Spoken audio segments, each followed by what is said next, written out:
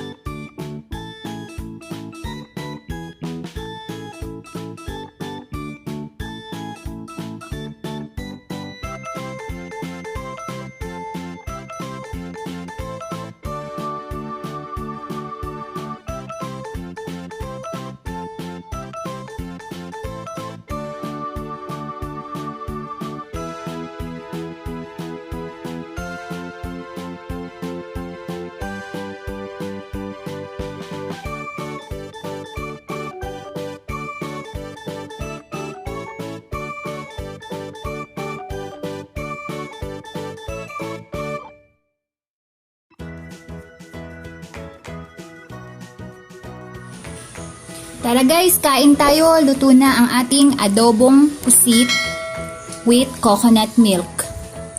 Don't forget Don't forget to subscribe. Enjoy my recipe. Thank you for watching. See you on my next one. Bye.